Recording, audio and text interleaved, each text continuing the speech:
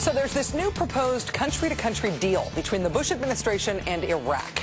President Bush has always maintained that he would never accept a firm timetable for withdrawing our troops from Iraq, but this agreement sets a firm deadline for us withdrawing. The Iraqis actually call this a withdrawal agreement.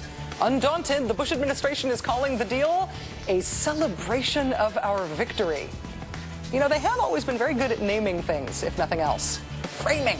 NBC's chief foreign correspondent Richard Engel will join us next. First, though, it's time for a few underreported holy mackerel stories in the news today.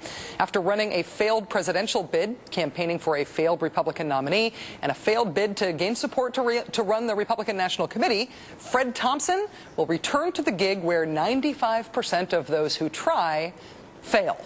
That would be the noble profession of acting. As much rejection and insecurity as actors face, Thompson had a hard time playing living rooms in Iowa as a would-be Republican savior. First of all, could I have a round of applause? Well,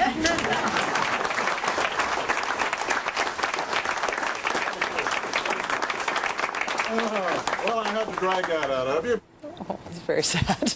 According to Thompson's former finance chairman, Fred Thompson, quote, had spent the last 2 years of his life trying to be president and helping John McCain be president, and during that time he didn't have much income.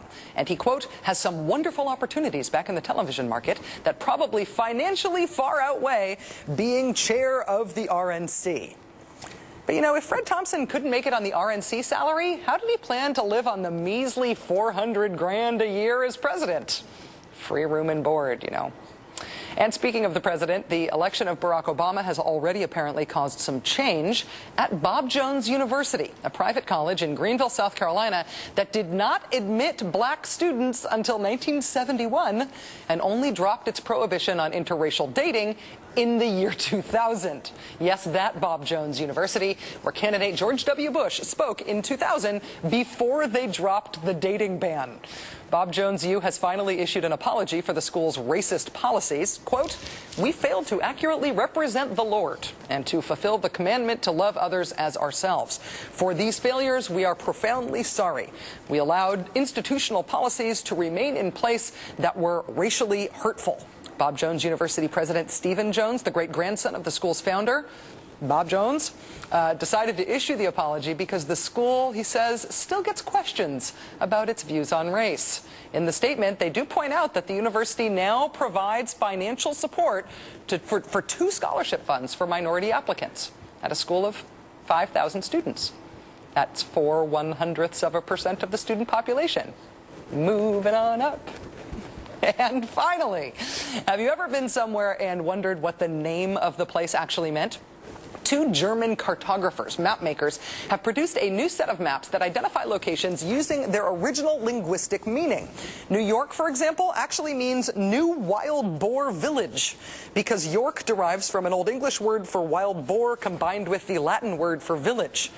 Chicago is not as nice an idea. Chicago meant stink onion. That wouldn't sound good even with Sinatra singing it. Stink onion, named after a Native American term for the smell of rotting onions in marshlands. Other favorites, Great Britain means great land of the tattooed. The Mediterranean means sea of the Middle Earth. Take that, Tolkien fans. The nation Somalia means go and milk. Go and milk. I have no idea what that's about. Nicaragua means here are people.